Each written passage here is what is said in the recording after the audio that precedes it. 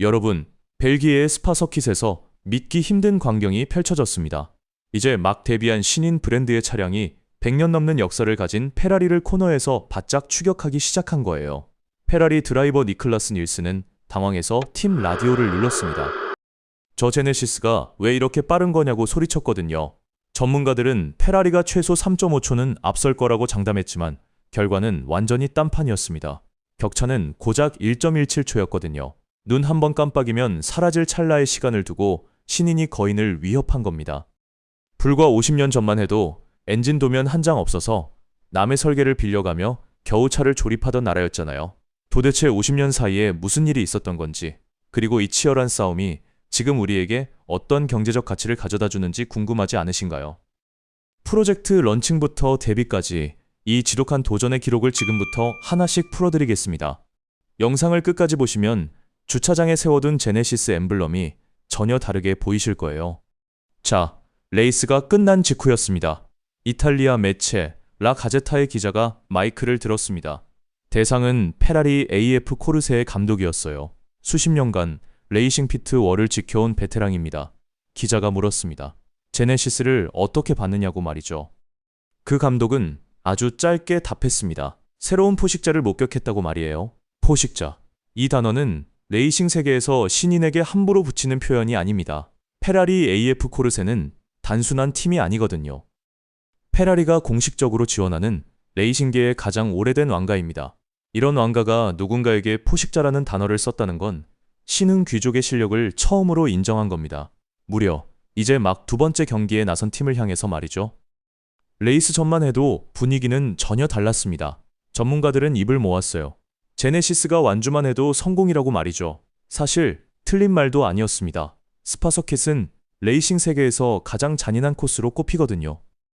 험준한 오르막과 내리막이 있고 고속 코너와 저속 코너가 복잡하게 뒤섞여 있습니다. 날씨도 수시로 바뀝니다. 맑다가도 비가 오고 비가 오다가 갑자기 해가 뜹니다. 베테랑 팀조차 세팅 하나만 잘못 잡으면 순식간에 뒤처지는 곳이에요. 신인에게는 그저 코스를 익히고 오는 것 자체가 목표인 상황이었습니다. 하지만 레이스가 시작되자 반전이 일어났습니다. 출발 신호가 떨어지고 몇 바퀴가 지났을 때였어요. 제네시스가 예상보다 훨씬 빠른 페이스를 유지하기 시작했습니다. 피트에서 타이어를 갈고 나와도 속도는 줄지 않았어요. 급격한 날씨 변화에도 흔들리지 않았습니다. 수십 번의 시뮬레이션 데이터가 실전에서 그대로 통한 겁니다. 제네시스는 코너마다 페라리를 바짝 압박했습니다. 드라이버 니클라스 닐슨이 참다 못해 팀의 무전을 쳤어요. 저 제네시스, 코너에서 왜 저렇게 빠른 거냐고 소리쳤습니다. 레이싱에서 드라이버가 경쟁 차량에 대해 직접 묻는 건 아주 드문 일입니다. 그만큼 당황했다는 뜻이고 위협을 느꼈다는 방증이에요. 바퀴가 쌓일수록 페라리 피트월의 표정은 굳어갔습니다. 직선 구간에서 제네시스의 최고 속도가 찍혔습니다. 시속 330km. 신인의 두 번째 경기에서 나온 믿기 힘든 숫자였습니다. 활약은 여기서 멈추지 않았습니다. 제네시스는 계속해서 앞으로 치고 나갔어요. BMW 워크스 팀을 추월했습니다. 알핀도 뒤로 세웠어요. 두 팀 모두 레이싱 세계에서 수십 년의 역사를 가진 명가들입니다.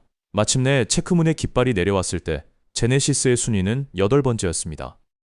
데뷔 두 번째 경기만에 귀중한 포인트를 따낸 겁니다. 같은 시각 서울 남양연구소의 모습은 어땠을까요? 대형 화면 앞에 개발팀원들이 빼곡히 서 있었습니다. 중계가 끝나는 순간 환호성은 터지지 않았어요. 누군가 먼저 자리에 주저앉아 무너졌습니다.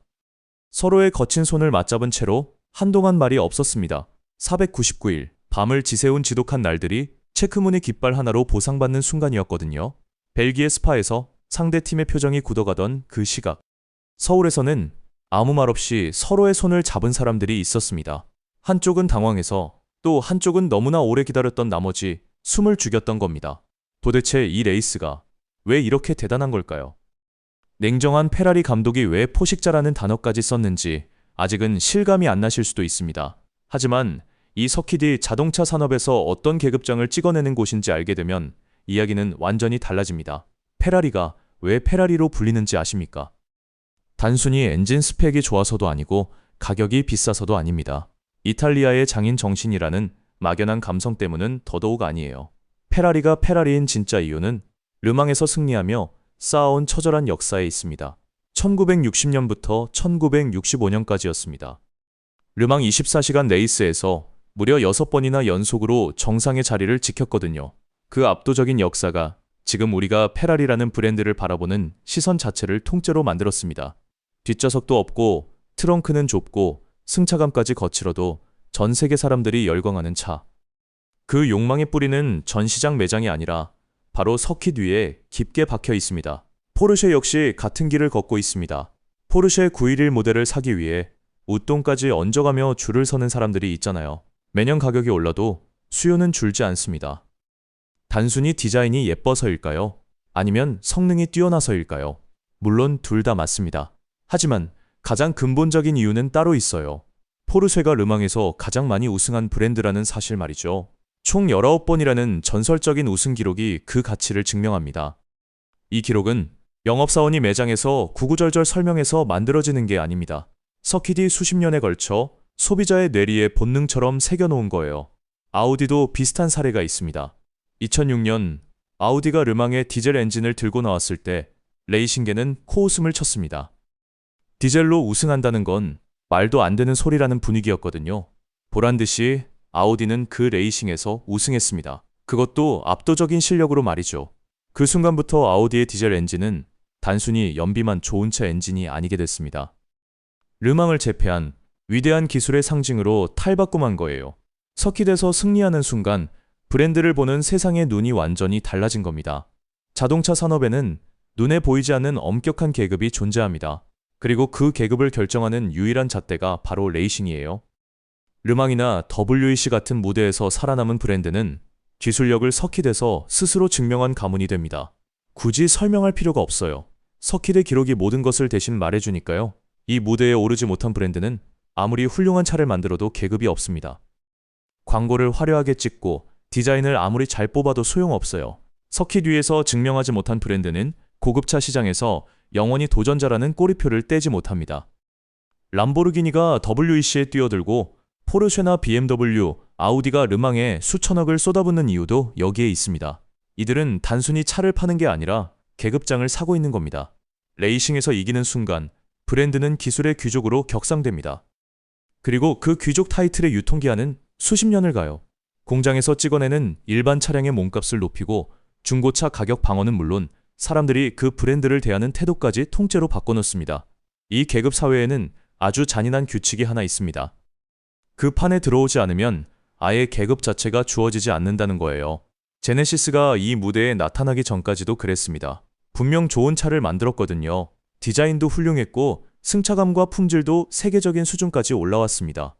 하지만 유럽 브랜드들이 서킷 위에 견고하게 쌓아올린 계급 안에서 제네시스는 늘 그 아래에 머물러야 했습니다. 죽어라 달려가며 앞차를 쫓는 추격자의 위치였거든요. 기술은 인정받았지만 가성비 좋은 차라는 꼬리표를 뗄 방법이 보이지 않았습니다. 광고로도 상을 받는 것으로도 한계가 있었죠. 계급장은 오직 서킷에서만 수여되는 훈장이었으니까요. 그 단단한 벽 앞에 칠흑처럼 검은 차 한 대가 모습을 드러냈습니다. 그리고 그 차가 그 자리에 서기까지 우리가 알지 못했던 꽤 지독한 시간이 숨어 있었습니다. 얼마나 지독한 시간이었는지 우리는 그 속을 들여다봐야 합니다. 남양연구소 지하 테스트실, 하이브리드 시스템 부하 테스트가 한창이던 어느 금요일이었습니다. 갑자기 귀를 찢는 듯한 굉음과 함께 엔진이 폭발했습니다.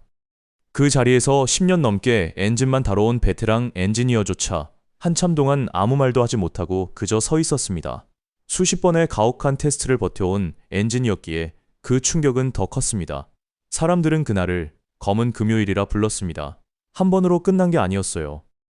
부하 테스트를 반복할 때마다 엔진의 한계점은 제각각이었습니다.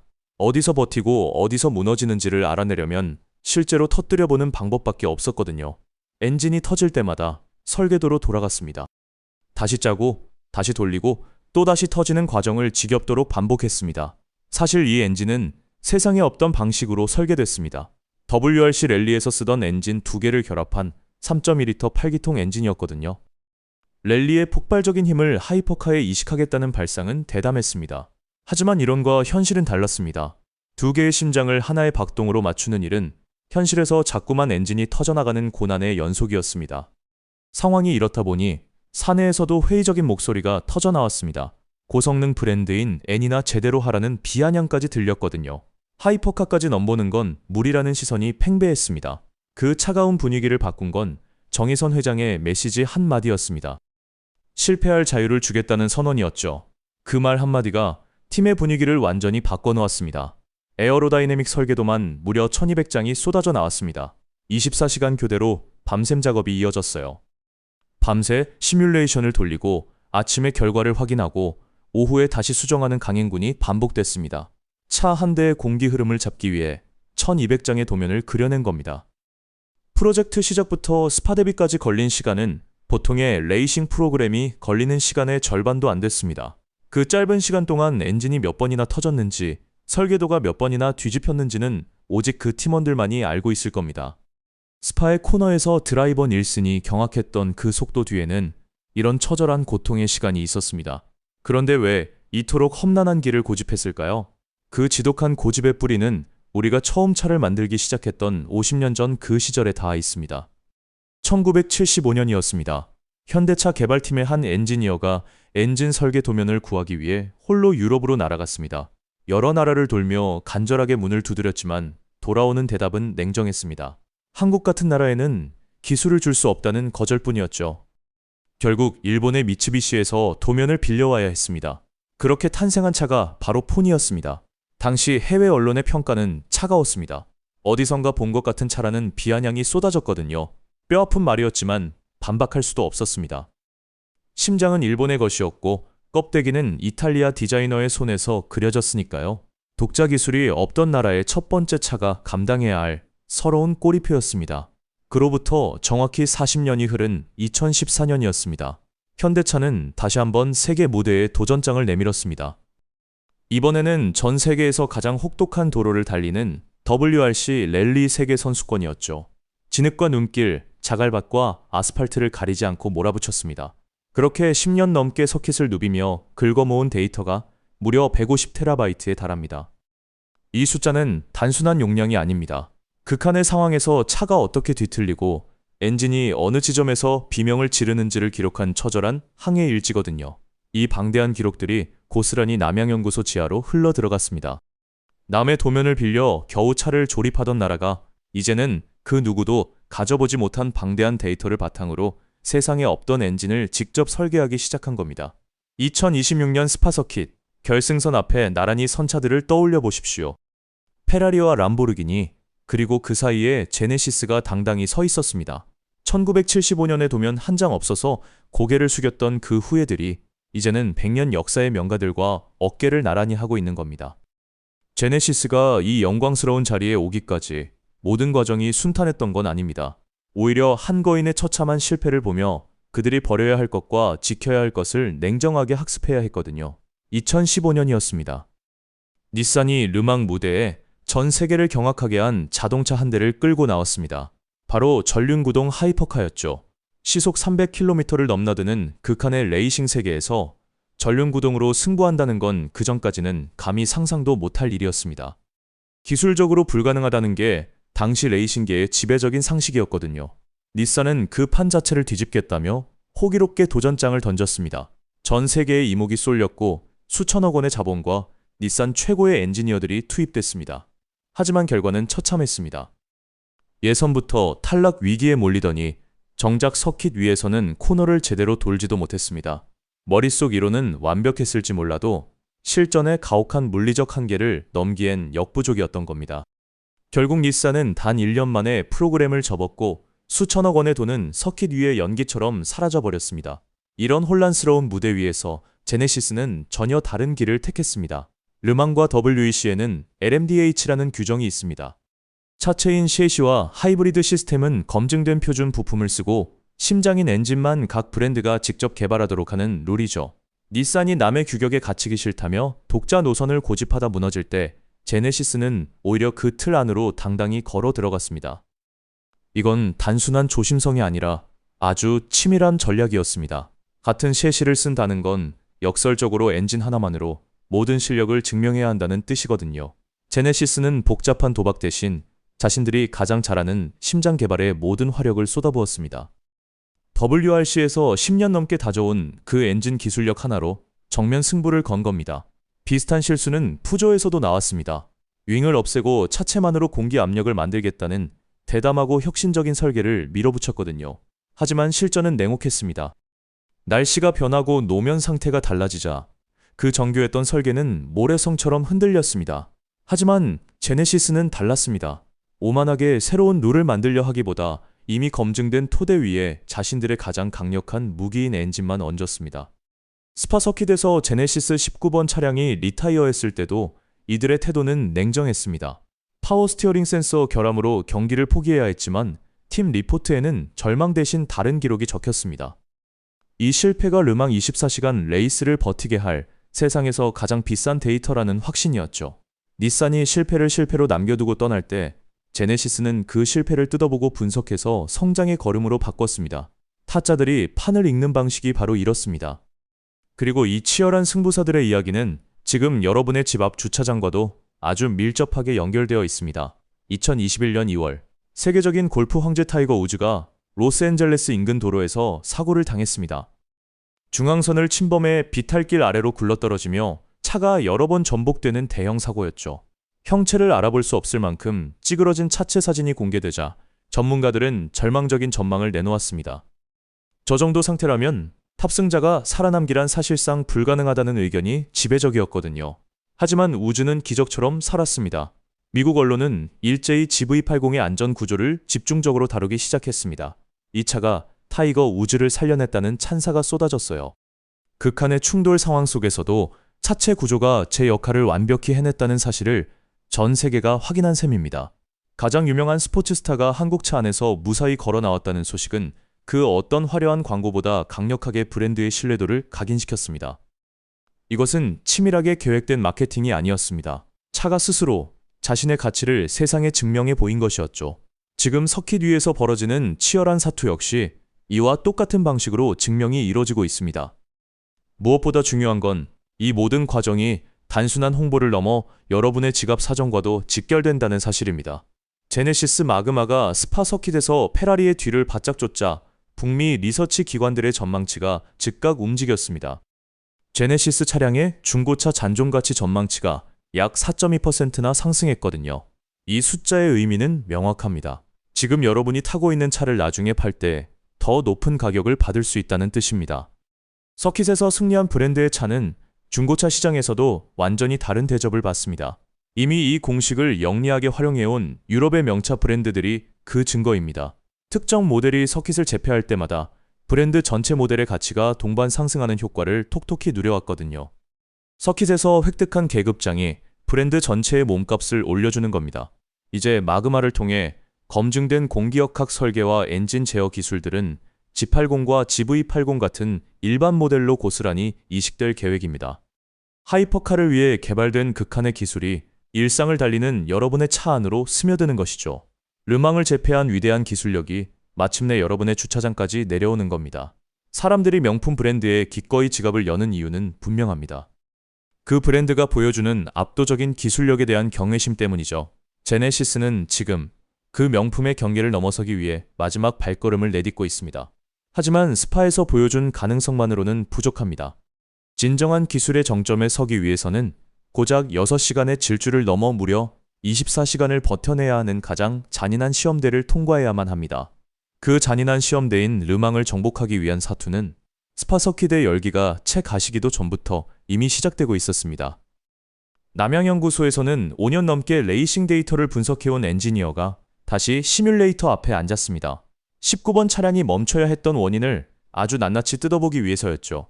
스파에서 가져온 데이터는 그 무엇과도 바꿀 수 없는 가장 귀한 자산이 되었습니다. 이제 모든 시선은 르망으로 향합니다.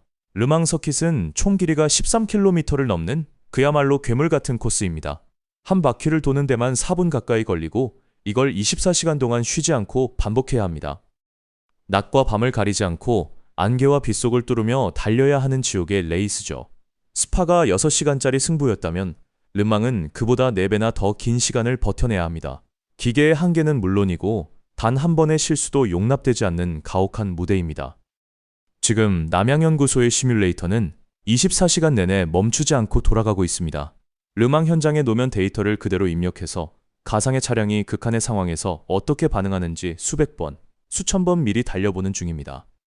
타이어가 몇 바퀴째에 닳아 없어지는지, 브레이크가 어느 구간에서 달아오르는지를 데이터로 미리 예측하는 작업이죠.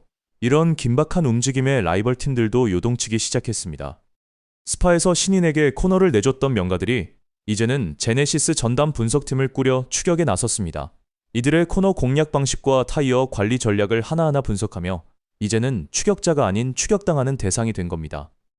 만약 제네시스가 르망에서 포디움에 오른다면 그 가치는 수조 원에 달할 것으로 보입니다. 전 세계에 생중계되는 그 찰나의 순간 화면에 잡히는 제네시스 엠블럼 하나가 전 세계인의 뇌리에 그 어떤 광고보다 강렬한 인상을 남길 테니까요. 물론 넘어야 할 산은 여전히 높습니다. 도요타 같은 기존의 강자들은 물론이고 유럽 무대를 노리는 후발주자들의 공세도 거세질 겁니다. 진정한 계급장을 따는 순간 그 계급장을 노리는 적들은 더 많아지기 마련입니다. 다가오는 6월, 마침내 르망 24시의 막이 오릅니다. 도면 한 장 없던 시절의 후예들이 100년 역사의 명가들 사이에서 이 지독한 24시간을 어떻게 버텨낼까요? 그 결과가 제네시스가 진짜 귀족의 반열에 올랐는지를 증명할 겁니다. 50년 전만 해도 엔진 도면 한 장을 구하지 못해 고개를 숙여야 했던 나라가 있었습니다. 그랬던 나라가 이제는 유럽의 유서 깊은 왕가들이 전담 분석팀을 꾸려 일거수일투족을 추적하는 대상이 됐습니다. 스파서키드 코너를 파고들던 그 검은 불꽃은 단순히 자동차 한 대의 성공을 넘어선 아주 거대한 상징을 담고 있습니다. 제네시스가 서킷에서 세계와 맞붙는 방식은 지난 50년 동안 대한민국이 세계 시장에서 자리를 잡아온 투쟁의 역사와 소름 끼칠 정도로 닮아 있습니다. 남들이 촘촘하게 짜놓은 규칙 안으로 당당히 걸어 들어가서 우리가 가장 잘하는 단 하나로 그 견고한 판을 송두리째 흔들어버리는 방식 말이죠. 이 지독한 고집과 전략은 지금 이 순간에도 여전히 유효합니다. 만약 제네시스가 르망의 포디움 위에서 샴페인을 터뜨린다면 다음은 어떤 분야에서 이런 짜릿한 역전극이 벌어질까요? 사실 그 소리 없는 전쟁은 이미 우리 곁에서 시작됐습니다. 지금 이 시각 거제 앞바다에서는 거대한 선박들이 쉴 새 없이 찍혀 나오고 있습니다. 어떤 나라도 감히 따라오지 못하는 압도적인 속도로 세계 해운 시장의 질서를 완전히 재편하고 있거든요. 서킷 위의 엔진 소리가 바다 위에 거대한 고동 소리로 이어지는 그 놀라운 이야기를 다음 영상에서 자세히 풀어드리겠습니다. 저희 채널을 구독해두시면 세계가 한국을 다시 보기 시작하는 그 결정적인 순간들을 남들보다 한 발 앞서 확인하실 수 있습니다. 알림 설정까지 켜두시면 다음 이야기가 올라오는 즉시 바로 만나보실 수 있으니까요. 오늘 영상 끝까지 함께 해주셔서 대단히 고맙습니다. 다음 영상에서 다시 뵙겠습니다.